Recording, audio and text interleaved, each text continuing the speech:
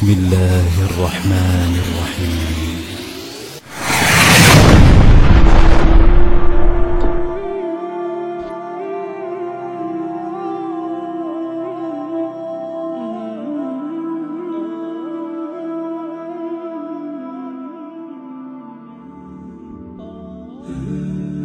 Bismillah, salatu salam ala rasulillahi sallallahu alayhi wa sallam. Donc aujourd'hui, Inch'Allah, à l'envers, on va parler de l'introduction des 7 cours que l'on a donnés sur la psychologie politique. Cette nouvelle science, celle qui établit une relation entre la psychologie et la politique. En effet, le croyant, il a le devoir d'acquérir le savoir. Mais le savoir, ce n'est pas uniquement des informations.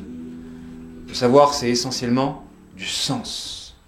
On peut acquérir le savoir en enrichissant ses connaissances, en emmagasinant des connaissances, des informations, comme on peut enrichir son savoir en approfondissant du sens.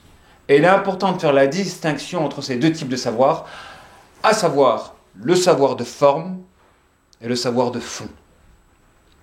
Acquérir le sens, c'est fondamental. Et ça fait partie aussi de la quête du savoir. À titre illustratif, vous avez par exemple cette discipline qu'est le tajwid, la science de la prononciation à l'endroit de la récitation coranique, qui s'intéresse justement à la récitation du Coran. Vous allez avoir des gens qui vont se spécialiser dans cette discipline-là, sans axer sur la signification des versets du Coran. Donc ils vont négliger le fond pour la forme. Ils vont devenir des lecteurs du Coran sans oublier une seule lettre, tout en étant étrangers du Coran. Comme le disait Hassan al-Basri, viendra un temps, il y a des gens qui se prétendent être des récitateurs du Coran, ils disent, voilà, je ne manque à aucune, je ne commets aucune erreur dans la récitation, je n'oublie pas une seule lettre, je prononce tout avec exactitude. Et Hassan al-Basri de s'étonner en disant, mais ce sont eux ceux qui prétendent être des récitateurs du Coran, alors qu'on ne voit pas le Coran dans leur comportement, dans leur éloignement vis-à-vis des péchés, etc., etc. Le véritable récitateur du Coran, c'est celui qui pratique le Coran. C'est celui dont le Coran est visible dans son comportement, et pas uniquement celui qui s'applique à le réciter sans erreur.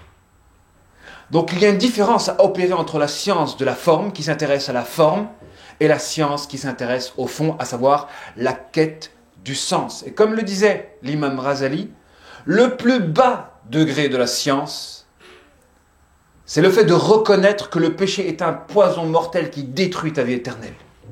C'est le plus bas degré de la science. Et il dit, combien de personnes de mauvaise réalité ont acquis le savoir? Ils sont nombreux, ces gens qui ont un mauvais comportement, un mauvais caractère et qui ont acquis la science. Ils sont nombreux. Et ceci n'a rien à voir en réalité avec la science. La science, ce n'est pas l'emmagasinement de connaissances. Ce n'est pas de stocker des connaissances et des informations. La science, c'est essentiellement du sens qui te réforme, qui te change et qui te transforme. C'est ça le savoir. Et c'est pourquoi il est important de faire la part des choses entre le véritable savoir et le faux savoir. Le savoir qui ne fait qu'enrichir ton stock d'informations.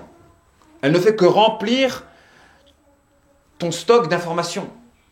Uniquement. La véritable science, c'est celle qui te permet d'approfondir ta compréhension des choses. Comme le disait le Cheikh Ibn Jawzi, le savant Ibn Jawzi, la science, c'est al-fiqh, c'est le fait de comprendre.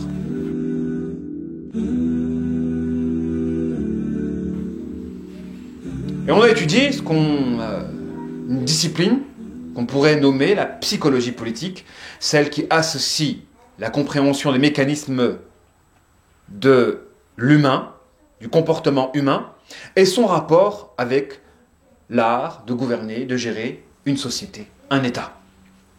L'étroite corrélation qu'il y a entre la psychologie et la politique. Malheureusement, on vit une époque où les gens sont plus attirés par des cours émotifs sensibles, des cours narratifs.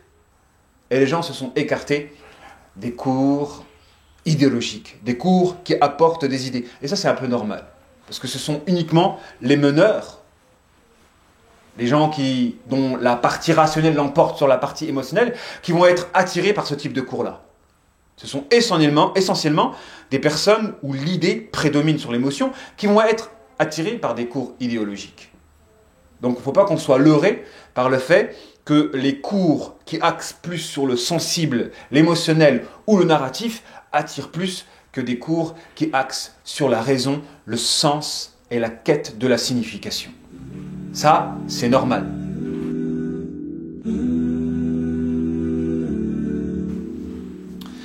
On a parlé donc dans les différents cours que l'on a donnés, donc en psychologie politique, à savoir, on a parlé du rapport qu'il y avait entre le bonheur et la société. Qu'il y a une étroite corrélation entre le bonheur et la société et le malheur, et justement cette société qui peut être ténébreuse. On a parlé du rapport qu'il y avait entre la société et sa législation. Qu'une société qui est bonne dépend d'une législation qui est juste. On a parlé de la législation et du gouverneur. On a parlé du rapport qu'il y avait entre le gouverneur et le peuple. On a parlé du rapport qu'il y avait entre le peuple et le groupe, les groupes sociaux. On a parlé du rapport qu'il y a entre le groupe et l'individu. Et on peut aller loin. On peut parler du rapport qu'il y a entre l'individu et ses actes. On peut parler du rapport qu'il y a entre l'acte et le cœur. On peut parler du rapport qu'il y a entre le cœur et la langue. On peut parler du rapport qu'il y a entre la langue et les mots. Et on peut parler du rapport qu'il y a entre les mots et les idées. Et après les idées, il y a quoi ? En réalité, il y a des rapports de proportion. Et on aurait pu remonter. On a commencé avec le cœur et les actes du corps, le corps avec le groupe avec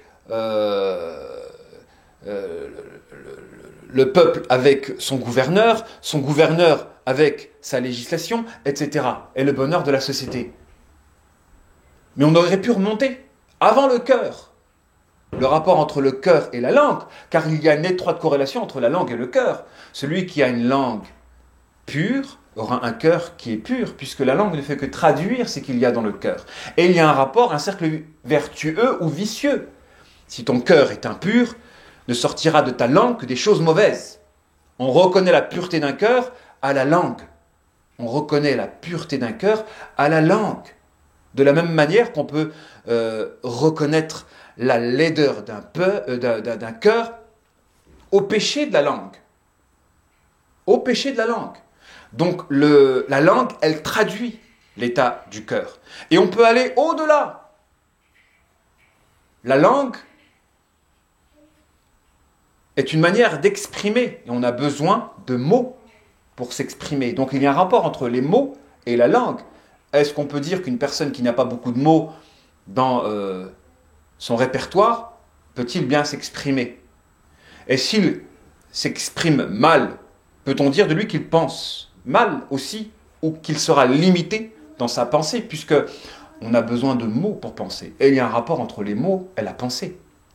Ça, c'est un sujet philosophique. Est-ce qu'on a besoin de mots pour penser, ou c'est grâce à la pensée que l'on définit le mot? À partir de là, si on a besoin de mots pour la pensée, on peut être restreint dans la pensée si on n'a pas de mots. Et certaines personnes, ils ont fait des études, à savoir que des gens étaient étroits intellectuellement parce qu'ils n'avaient pas beaucoup de mots dans leur lexique. Ils ont fait des comparaisons entre des animaux, comme le singe, qui pouvaient comprendre certains mots, et des jeunes appartenant à certaines classes sociales. Comme quoi il y avait un rapport entre des gens intelligents, donc, et le nombre de mots qu'ils connaissent. Apprendre des mots est fondamental pour pouvoir avoir une pensée claire. Et la pensée claire est fondamentale si l'on veut bien agir, puisque la pensée claire implique le bon dialogue. Et le dialogue peut permettre justement une purification. On a donné justement un cours sur la spiritualité par le langage, dans la mesure où si on arrive à se purifier par l'éloquence, par l'action de maîtriser cette discipline qu'est l'éloquence, on peut se parfaire spirituellement si on applique tous les principes de l'éloquence à l'endroit de notre spiritualité. Par la langue, on peut se parfaire spirituellement. Par la langue. Mais avant la langue, il y a les mots. Et avant les mots, il y a les idées. Et les idées ne peuvent diriger que si elles sont accompagnées par la foi. Al-Iman, la foi. On a fait de la théorie. Et il est temps de passer aux actes. La théorie, c'est une chose, et les actes, c'est une autre chose.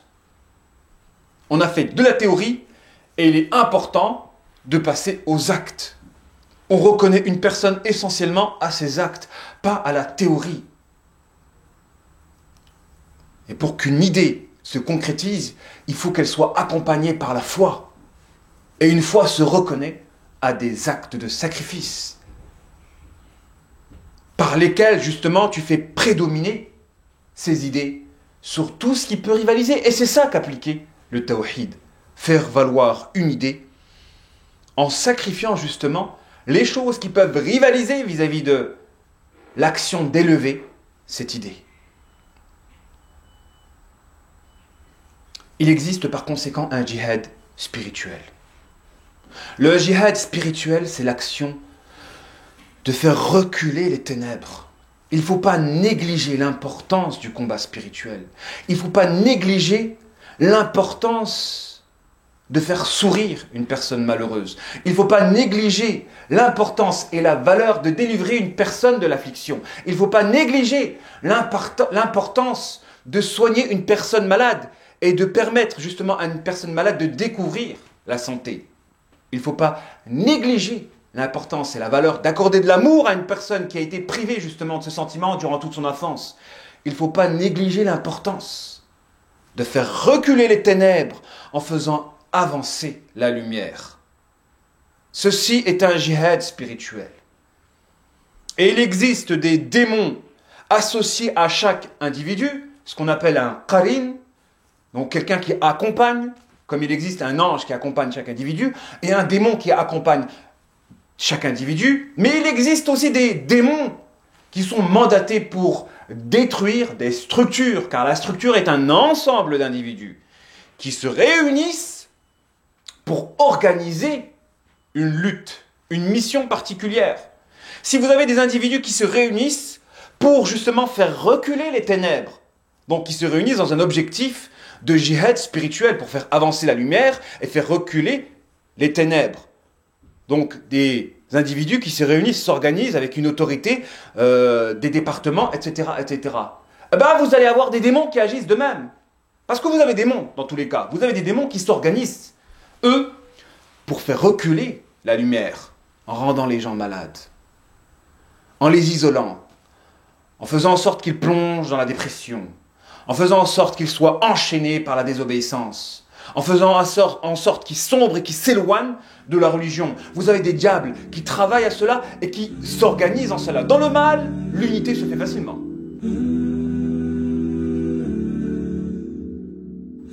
Pour le mal, l'unité se fait facilement. D'ailleurs, le Cheikh al-Islam Ibn Taymiyyah, rahmatullahi alayhi, disait « Les gens qui s'unissent dans le mal finiront par se détester. » Les gens qui s'unissent pour faire du mal, que ce soit un projet de médisance ou autre, finiront tôt ou tard par se détester. Car la bénédiction ne se localise uniquement dans l'unité à travers la recherche de l'agrément divin. Uniquement. Si vous vous unissez en shaitan, tôt ou tard, vous allez vous diviser parce que c'est imprimé dans la nature démoniaque que de trahir. وقال الشيطان لما قضي الأمر إن الله وعدكم وعد الحق ووعدتكم فأخلفتكم وما كان لي عليكم من سلطان إلا أن دعوتكم فاستجبتم لي فلا تلوموني ولوموا أنفسكم ما أنا بمصرخكم وما أنتم بمصرخي إني كفرت بما أشركتموني من قبل إن الظالمين لهم عذاب أليم. Je vous renie de m'avoir associé à Allah subhanahu wa ta'ala auparavant. Je vous renie. Le diable est un traître.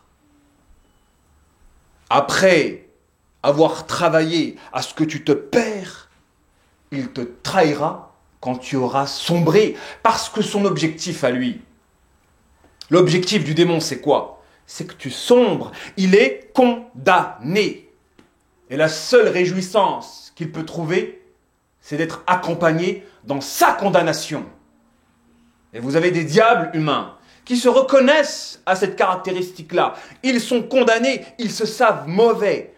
Et la réjouissance qu'ils peuvent tirer, c'est de se sentir accompagnés dans la caractéristique de la méchanceté, du mal, de la condamnation. Alors ils t'invitent à ce que toi tu sois identique à eux. À l'exemple du médisant, il médit. Si tu écoutes la médisance, tu es similaire à lui. Tu es identique à lui. Il veut que tu sois identique à lui. Alors il médit. Et que quand tu écoutes justement la médisance, tu t'identifies à lui. Car à travers la médisance, il y a une forme d'ensorcellement. À partir du moment où tu acceptes d'écouter une personne qui parle en mal des autres, qui déshonore autrui, qui ment sur autrui, qui salit l'image de quelqu'un, qui se moque de quelqu'un, tu permets à la négativité de celui qui parle en mal de rentrer en toi. C'est de l'ensorcellement par le péché de la médisance. C'est de l'ensorcellement par l'écoute de la médisance. Prêter oreille à la médisance, c'est accepter la négativité de celui qui médit. C'est être l'auteur de notre propre ensorcellement. Et beaucoup de gens négligent cela. Et vous avez des gens qui méditent qui sont très ténébreux. Très ténébreux. Donc il faut faire attention à tout ce que l'on peut écouter, tout ce que l'on peut entendre. Car à partir du moment où tu te satisfais d'entendre le discours de quelqu'un, assure-toi, sois même convaincu que tu vas aspirer, absorber l'intériorité de celui qui s'exprime. Et si cette personne est ténébreuse, c'est comme si tu acceptes et tu ouvres les portes de ton être aux ténèbres. Il existe un djihad spirituel. Et nous, on se limite à l'apparence, au combat physique. Mais il existe un combat idéologique. Faire triompher la vérité sur la fausseté. Faire triompher la lumière sur les ténèbres. Faire triompher la santé sur la maladie. Faire triompher l'espérance sur le désespoir. Faire triompher le courage sur la lâcheté. Il existe un djihad spirituel. Et le véritable thérapeute, c'est celui qui fait reculer les ténèbres. Donc il ne doit pas être un simple figurant, comme il ne doit pas être une personne qui disperse l'énergie, encore moins une personne qui fait un mauvais diagnostic. Donc pour toutes les personnes qui se sont formées en thérapie, il faudra faire attention à ces trois caractéristiques par lesquelles on reconnaît une incapacité à exercer la thérapie, à savoir la figuration. Comme dans une entreprise, à partir du moment où vous êtes thérapeute, vous devez être un agent du recul des ténèbres. Dans une entreprise, vous embauchez un employé qu'à la condition qu'il y ait un avantage financier à embaucher.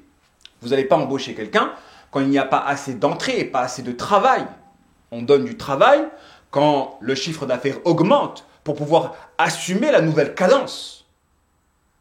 Pour pouvoir grossir le chiffre d'affaires, on emploie. On emploie. Mais on n'emploie qu'à la condition que le chiffre d'affaires augmente pour pouvoir tenir et assumer la cadence nouvelle liée à l'augmentation du chiffre d'affaires. On n'emploie pas gratuitement. Surtout, on n'emploie pas à perte. À savoir que le chiffre d'affaires n'augmente pas et on rajoute de l'emploi qui allège la charge des autres, donc les autres auront moins à faire. Et donc, le chiffre d'affaires, s'il n'augmente pas proportionnellement au rajout de nouveaux employés, il va avoir donc un partage des recettes, une diminution de l'argent des bénéfices, puisqu'il faudra justement payer des charges supplémentaires alors qu'il n'y aura pas une augmentation du chiffre d'affaires. Il en va de même à l'endroit de la thérapie. À partir du moment où un thérapeute n'est pas productif en luminosité, il peut être une perte pour le groupe. Il peut être à l'origine d'un gaspillage énergétique pour le groupe quand il fait de la figuration, quand il génère une dispersion énergétique ou quand il fausse à l'endroit du diagnostic, qu'il fait une erreur à l'endroit du diagnostic. Un thérapeute doit être rentable. Il sera considéré comme rentable qu'à la condition que, par sa présence, il fait reculer les ténèbres.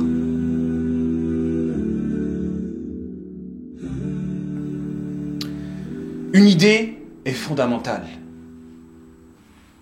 Le djihad à l'endroit de l'idée, il est fondamental. Car tout part de l'idée. On a commencé dans les cours en psychologie politique à partir du cœur, mais on aurait pu remonter à l'idée. Car c'est à partir de l'idée que l'on peut réformer les choses. La théorie seule n'apporte rien. On a parlé beaucoup, maintenant il faut qu'on passe aux actes. Comment peut-on lutter contre un système injuste? Comment peut-on lutter et réformer et changer un système injuste? Car le système, il peut annuler la volonté individuelle en raison du lien de dépendance. Le système, il crée un lien de dépendance qui enchaîne les individus et qui les empêche de se projeter en dehors du système. Parce que pour pouvoir réformer un système, il faut être à l'extérieur du système. À partir du moment où tu es à l'intérieur du système, tu contribues au système. Parfois même, certains mouvements de révolte participent du système, puisque le système est préparé à répondre aux mouvements de révolte. Pour pouvoir réformer un système, révolutionner un système, il faut être extérieur au système. Il faut encourager une forme de marginalisation, une forme d'émigration. La révolution, elle commence là. À partir du moment où on prend conscience que pour réformer un système, il est nécessaire de s'extraire du système. Car le système, il est tout. Il est dans son intérêt, justement, de travailler à créer de la dépendance entre ses membres et le système, de telle manière qu'ils ne peuvent pas convoiter la révolution, aspirer à la révolution, entreprendre justement un mouvement révolutionnaire, car les gens sont dépendants de besoins primaires que le système permet de combler, moyennant la maille financière. Et c'est pourquoi les forces de l'ordre, en quelque sorte, ce sont des agents de la stabilité du système. Ils sont financés par les systèmes. Mais un individu seul, si on l'extrait du système, on ne peut pas dire que c'est un ennemi. Il n'est ennemi que lorsqu'il est intégré au système. Et c'est pourquoi, philosophiquement parlant, il est difficile de juger un individu ayant appartenu à un système tyrannique à partir du moment où le système est tombé. C'est difficile de le juger. À partir du moment où l'individu était inscrit à l'intérieur d'un système, son identité individuelle s'est annulée. Si on l'extrait du système, on ne peut pas le considérer comme un adversaire ou un ennemi. C'est son inscription dans le système qui fait de lui un ennemi potentiel, en raison du lien de dépendance. Car le groupe, l'identité collective, annule l'identité individuelle. Donc quand vous avez une personne appartenant aux forces de l'ordre, lui en réalité, il travaille essentiellement pour son salaire, pour son ventre, son loyer, sa famille.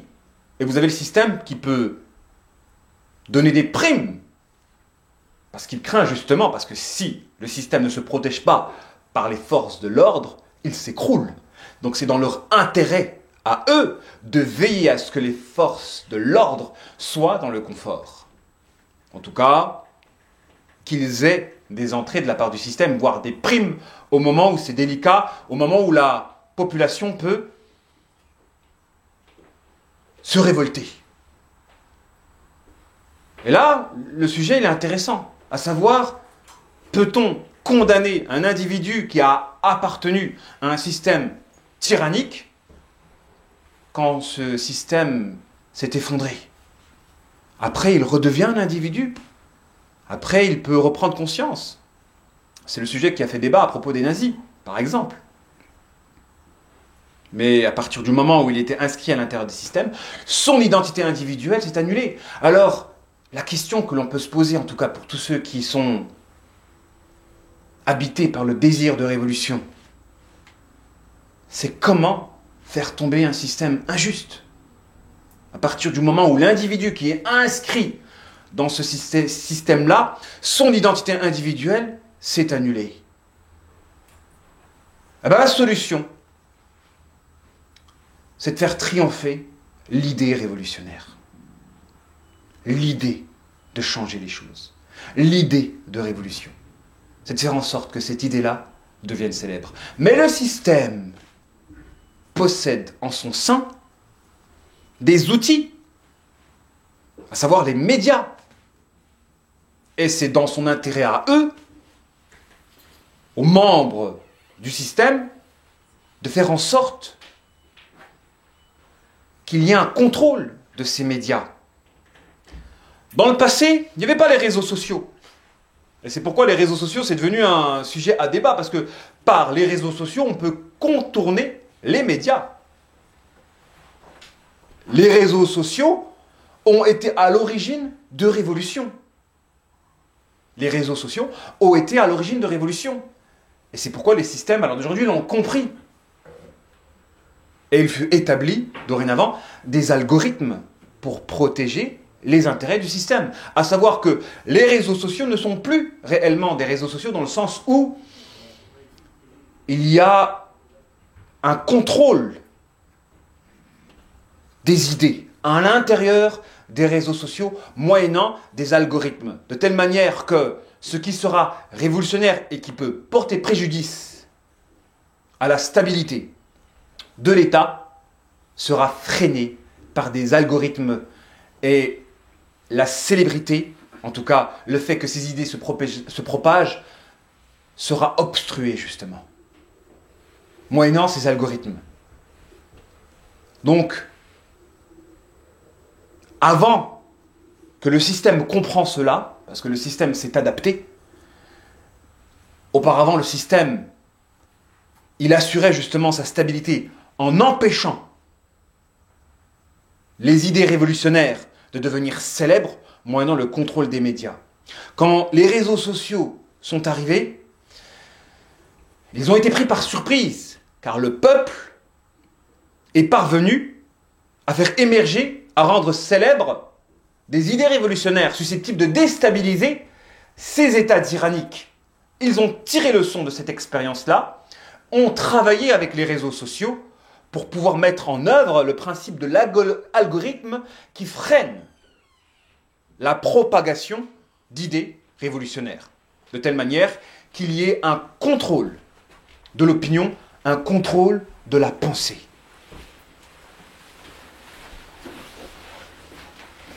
Et que les idées révolutionnaires soient par conséquent freinées. Pour pouvoir assurer et permettre une révolution saine, il est nécessaire que l'idée révolutionnaire devienne célèbre. Vous avez le groupe des idéologues qui s'intéressent à la quête du sens, aux idées, à la raison, et qui sont toujours en minorité. Quand ce groupe d'idéologues-là parviendront à gérer un espace géographique, ils pourront déteindre sur le bas et permettre par conséquent justement à une idée de devenir célèbre.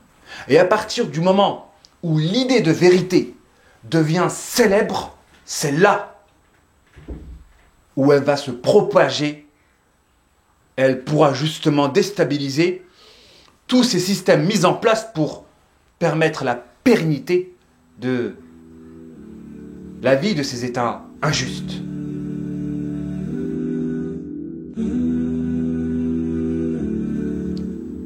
La règle qui permet à la révolution de voir le jour, c'est d'assurer à la théorie de devenir pratique. La théorie seule ne sert à rien. La théorie n'a de valeur que lorsqu'elle est mise en pratique. Elle ne pourra être mise en pratique que grâce à des médias. Et à défaut d'avoir des médias susceptibles de faire porter une voix sur le monde, on doit revenir à la voix du prophète alayhi salatu wassalam.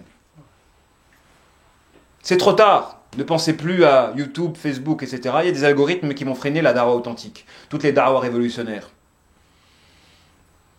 Il va y avoir des algorithmes qui vont freiner cela. Tout ça dans le but de protéger les intérêts de ces systèmes injustes. C'est trop tard. Ils ont anticipé. Il y a des révolutions dans le monde arabe. Ils vont faire en sorte que les prérogatives de ces états tyranniques actuels soient préservées et protégées. Il faut revenir à la voie prophétique, alayhi salatu wassalam. À la voie du prophète, à savoir permettre à une idée de triompher sur le corps, sur le cœur, sur le corps, sur le groupe, sur un espace géographique. De permettre à une idée de triompher sur le cœur, sur le corps, sur le groupe et sur un espace géographique.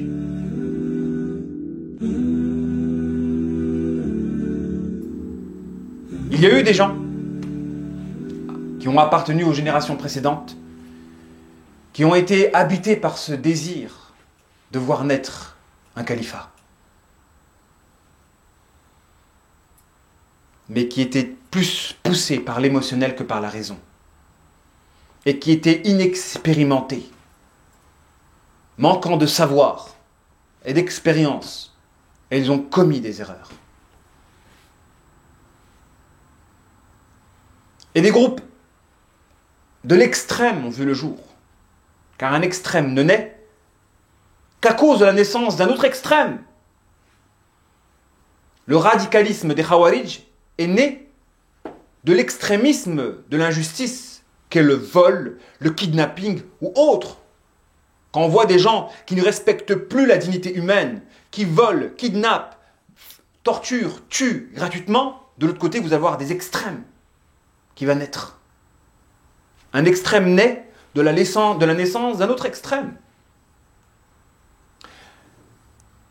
On a le devoir de travailler à la naissance d'une communauté de juste milieu, loin des extrêmes. Le courant de juste milieu. Et une génération future arrive. Et cette génération-là, elle, ne sera pas lâche à l'endroit de ses valeurs et de ses principes. Elle ne va pas renoncer à son identité. Elle cultivera sa fierté, ne renoncera pas au combat, mais luttera au profit de valeurs, de la justice, de l'équité. Et cette génération-là, elle fait peur, car la génération précédente a été animée par de la passion, de l'ignorance, et du radicalisme de l'extrême. La génération future sera une génération qui tirera expérience des erreurs passées pour ne pas les réitérer. Le croyant est celui qui ne réitère pas son erreur 2 fois. Et cette génération-là, elle fait peur. Et elle existe.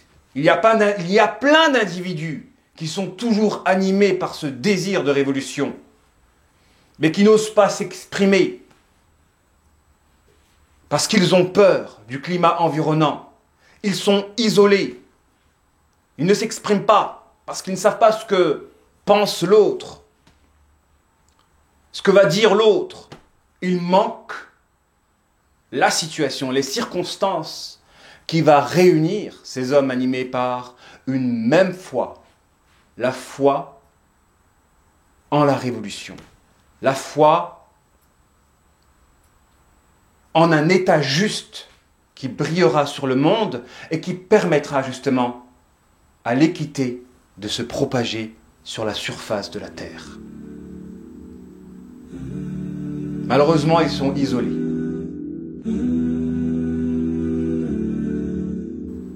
Les circonstances.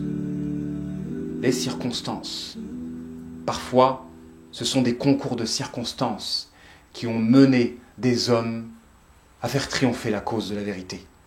Nous, on va s'arrêter à l'homme en pensant que c'est l'homme qui a permis à la cause de triompher. Mais non, ce n'est pas l'homme qui a permis à la cause de triompher. Ce sont les circonstances qui ont permis à l'homme d'être là où il est. Et ce sont même les circonstances qui ont permis à l'homme de triompher. Et qui est derrière les circonstances, si ce n'est Allah subhanahu wa ta'ala, celui qui maintient les cœurs entre ses deux doigts. Nous, on va s'arrêter à l'apparent des choses en pensant que ce sont les hommes qui triomphent. Et que ce sont les hommes. Et les gens attendent des hommes. Sans savoir qu'en réalité, la victoire ne s'opère que par le divin. In tansurullah yansurkum wa yuthabbit aqdamakum. Si vous secourez Allah, Allah vous secourra et il raffermira vos pas. C'est Allah qui est derrière les circonstances. Arrêtons de croire que l'on a besoin d'un homme pour faire triompher la cause de la vérité. On a juste besoin d'Allah. Et quand on le comprend, on devient fort.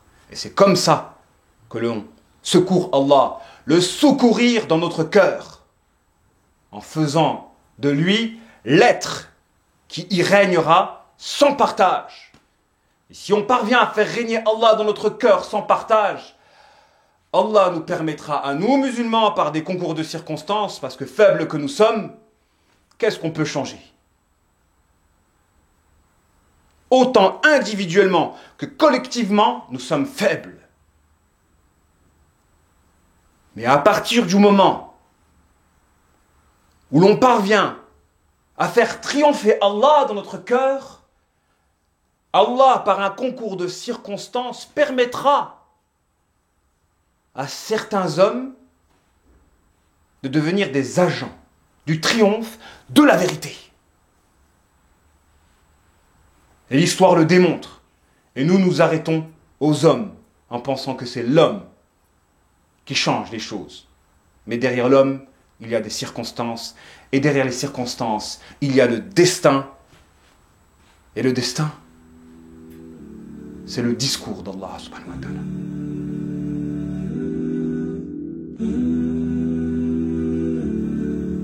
Aussi, en conclusion, il vous sera demandé, à toute personne qui a assisté à ces cours de psychologie politique, de préparer un plan concret de mise en œuvre de cette croyance avec des étapes à respecter en vous basant sur les cours de stratégie à l'endroit de la vie du prophète alayhi salatu wassalam ou de l'étude de la période des croisades. En vous inspirant de la vie du prophète alayhi salatu wassalam et de la période des croisades, mettre en œuvre les principes de notre croyance, moyennant une application concrète avec des étapes à franchir. On quitte la théorie pour la pratique. La théorie, c'est une chose, et la pratique, c'en est une autre.